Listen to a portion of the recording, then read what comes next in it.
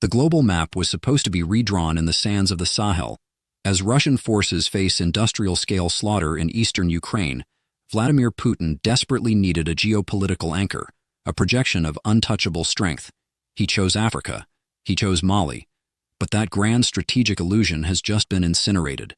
In the remote northern stronghold of Kidal, a Russian military presence designed to project imperial power has suffered a historic, terminal humiliation. The Africa Corps, the brutal successor to the notorious Wagner Group, was marketed as an elite Praetorian Guard for Mali's military junta. Instead, they were hunted, surrounded, and broken by a coalition of rebel forces. This is not merely a localized tactical defeat. It is a catastrophic unraveling of Moscow's entire African architecture. The fallout is radiating outward, exposing a fatal vulnerability that the Kremlin has spent billions trying to hide. Russia's grand African gamble has just collapsed, and the bleeding has only just begun. The anatomy of the collapse in Kidal reveals a staggering intelligence failure that borders on the incomprehensible. On April 27th, an operational footprint meant to dominate a crucial regional center vanished into smoke. Russian military intelligence, the vaunted GRU, fundamentally misread the operational theater. They failed to anticipate a nightmare scenario: the unification of Tuareg separatists operating under the Azawad Liberation Front and the Group for the Support of Islam and Muslims, a faction definitively linked to Al-Qaeda. These historically disparate groups, driven by a mutual objective to obliterate the Malian junta and its foreign backers, launched a highly coordinated multi-axis assault across the entire nation.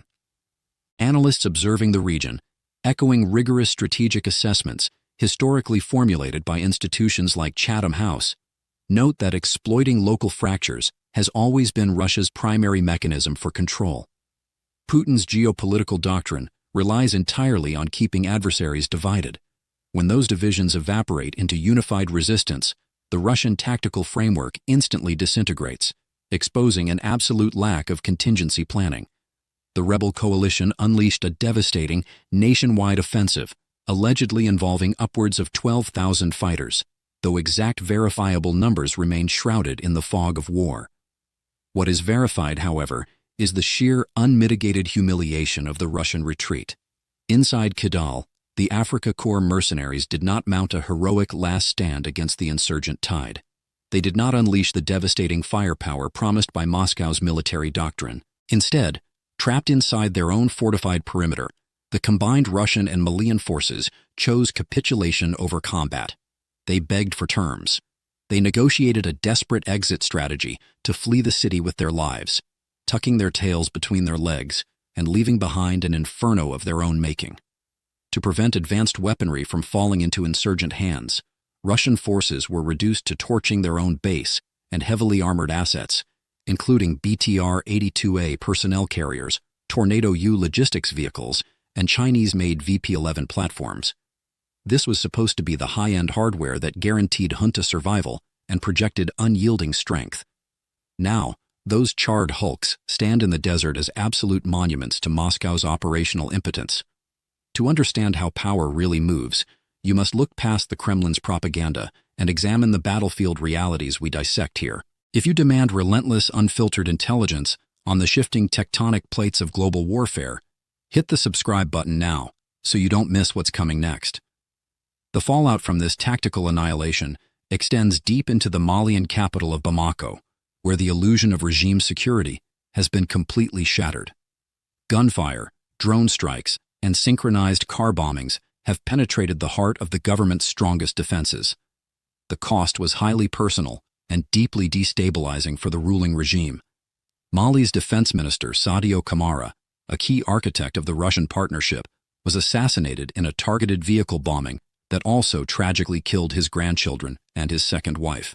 The Africa Corps, marketed heavily as the ultimate deterrent against terrorism and armed insurrection, could not even protect the very leadership that invited them into the country.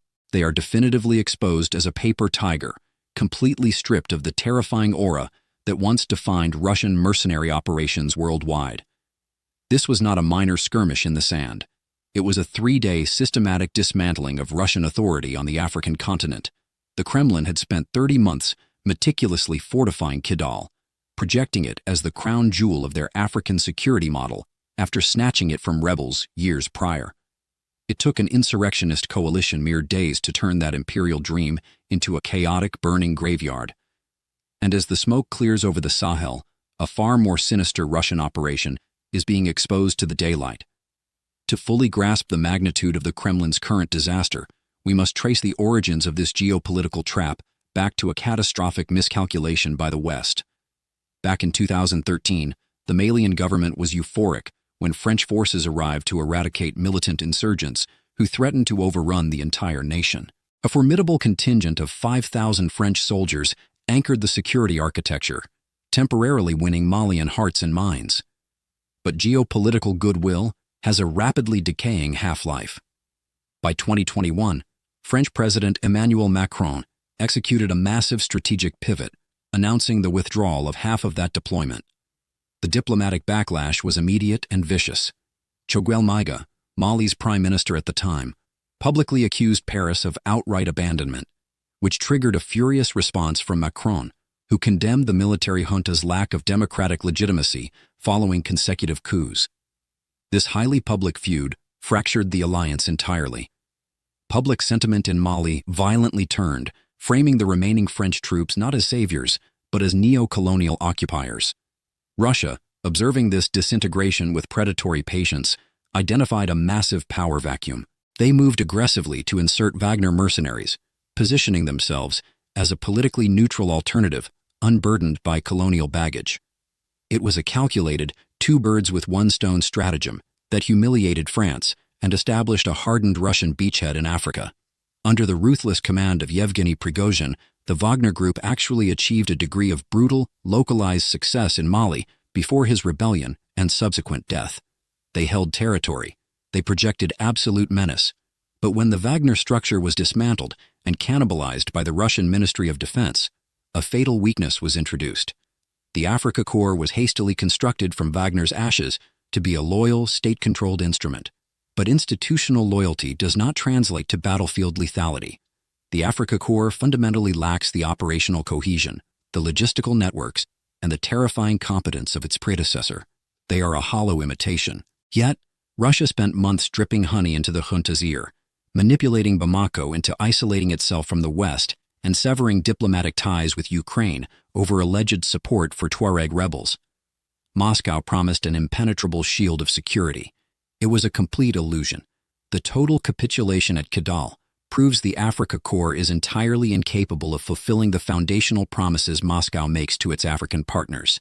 Yet, the true depth of Moscow's deception extends far beyond selling defective security. To comprehend the complete strategic picture, analysts consulting the rigorous frameworks of the Financial Times highlight the shadow economy underpinning these deployments.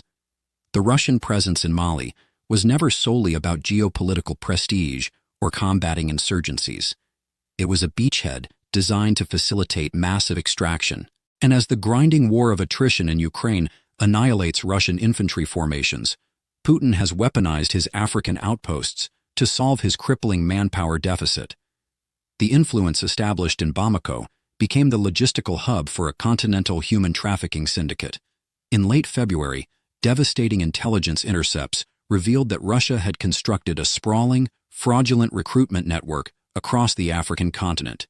Using the diplomatic cover provided by their integration into nations like Mali, Russian operatives executed a massive deception campaign.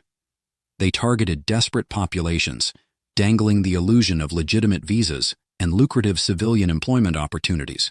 It was an absolute systemic lie. Once these individuals were transported to Russian territory, the facade was violently ripped away. They were denied civilian jobs, shoved into uniforms, and deployed directly onto the most lethal sectors of the Ukrainian front lines. At the time this intelligence was verified, an astonishing 1,780 citizens from 36 different African nations had been identified fighting within the Russian military apparatus. Moscow is not serving as a protector to the global south. It is actively strip mining the African continent for human cannon fodder. This is the lethal intersection currently tearing Putin's African strategy to pieces. You have the catastrophic failure of the Africa Corps to defend a critical stronghold, forcing them to surrender and flee. Simultaneously, you have the exposure of a continent-wide fraud where the supposed protector is enslaving African citizens for a European war. The convergence of outright fraud with the spectacular collapse of Russia's military credibility creates a toxic recipe for the total destruction of Moscow's continental influence. Mali was meticulously engineered to be the glittering symbol of Russia's triumph over the Western security architecture. Following the ashes of Kidal, that symbol has inverted.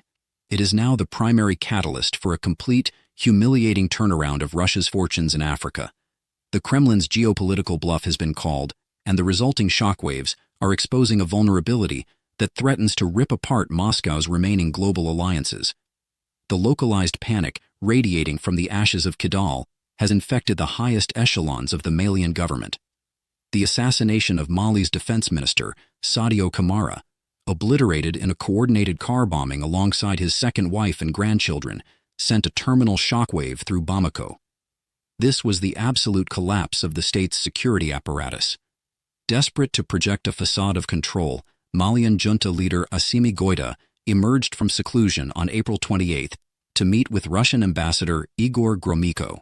In a deeply performative television address following the summit, Goïta attempted to exude phantom strength, declaring that military operations would relentlessly continue until the armed insurrectionists were completely neutralized and national security was sustainably restored. It is a hollow, almost pathetic threat. The optics are a catastrophic liability.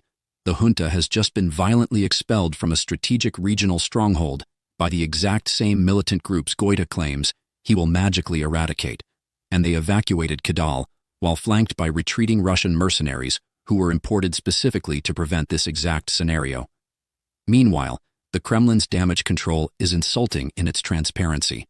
The Russian Foreign Ministry has effectively locked down, offering practically zero details regarding the scope of their operational failure, merely classifying the coordinated assault as a localized coup attempt. Simultaneously, Russian military bloggers are executing a bizarre information operation, attempting to commend the Africa Corps for supposedly minimizing the casualties experienced by their Malian partners.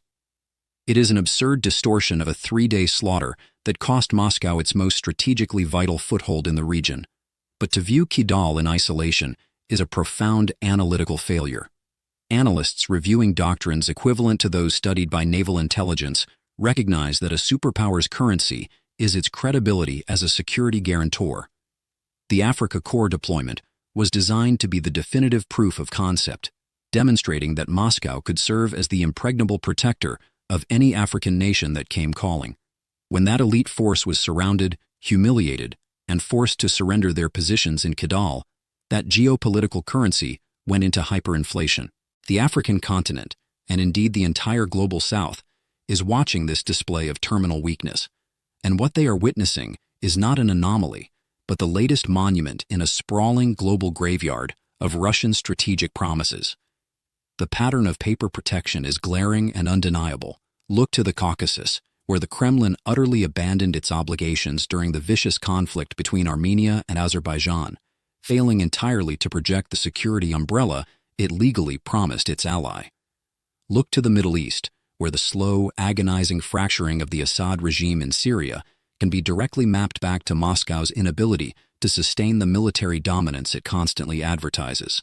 Shift to the Western Hemisphere, where the recent political crumbling of former Venezuelan dictator Nicolás Maduro stands as yet another glaring example of a fiercely loyal Russian proxy being left to rot while Vladimir Putin watches in total paralysis. Even in the Persian Gulf, the dynamic is decaying.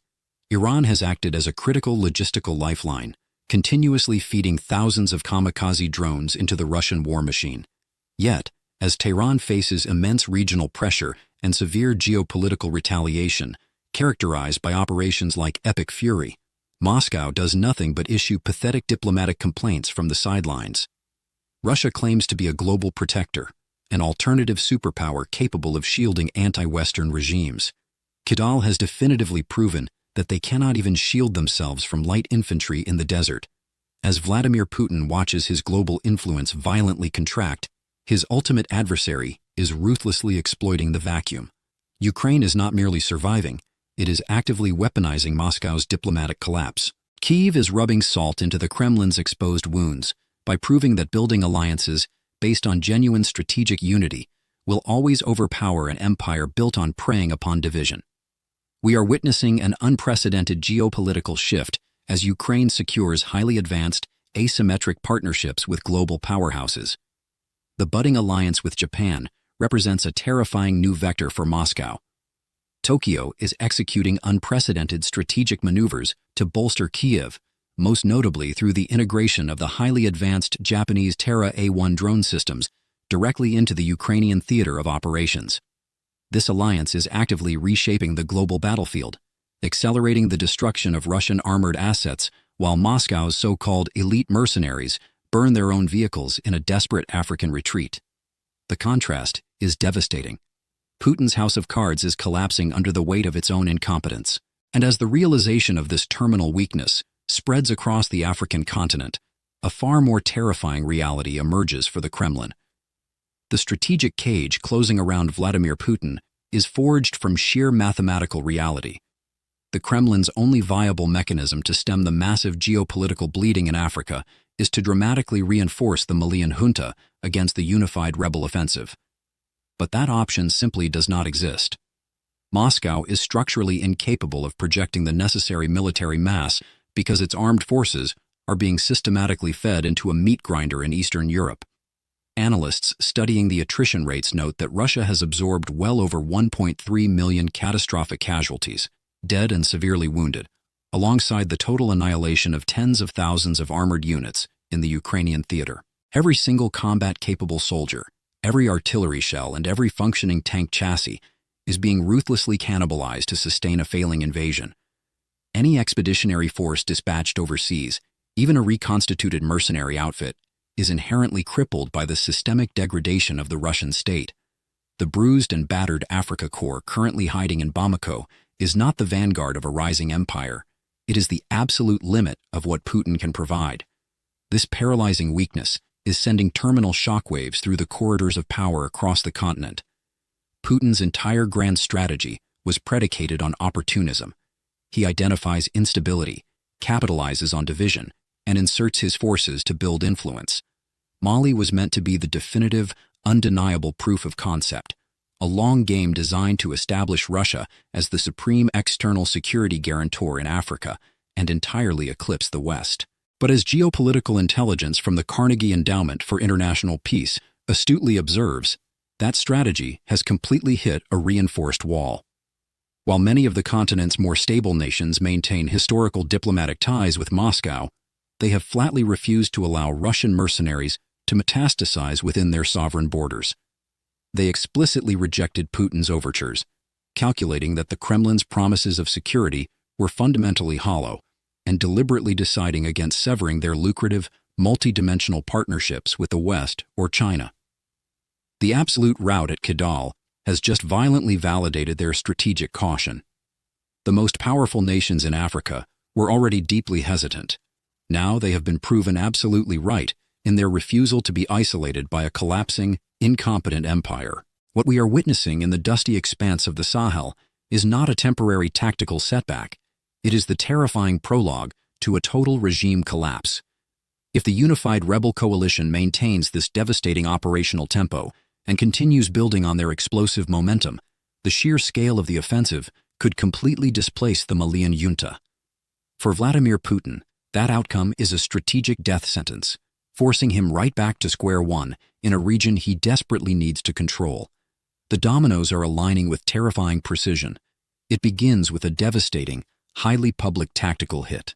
It accelerates into the violent fracturing of the host regime, and it culminates with Russia losing yet another critical ally. Violently expelled from a sphere of influence they spent billions of dollars and years of diplomatic capital trying to secure. The Africa Corps was designed to project an aura of untouchable global dominance. Instead, it has laid bare the undeniable reality of a hollowed-out paper tiger, completely incapable of protecting its allies or itself. Vladimir Putin engineered his grand African strategy to be the ultimate counterbalance to his catastrophic failures in Europe. Mali was positioned as the glittering prize, a geopolitical stronghold that proved Russian power could still dictate the architecture of global security. Instead, The sands of Kidal have become the graveyard of Russian imperial ambition. A highly coordinated alliance of historical enemies has achieved what the West could not, completely shattering the myth of the Africa core and exposing the absolute fragility of Moscow's protection racket. When a self-proclaimed global superpower cannot secure a single regional stronghold, when its elite mercenaries surrender and burn their own advanced armor to flee, and when its underlying strategy is exposed as a fraudulent pipeline harvesting human lives for a meat grinder thousands of miles away, the terminal velocity of that empire's collapse is undeniable. The Kremlin is trapped in a strategic cage of its own making, watching its hard-won influence evaporate into the desert wind. This brings us to the ultimate strategic question. Look at the ashes of Kidal and the global contraction of Russian power. Does this historic humiliation in Africa signal the definitive, irreversible end of Russia's global power projection, or is this merely the terrifying start of a more desperate asymmetric shadow war? Let us know your analysis in the comments below.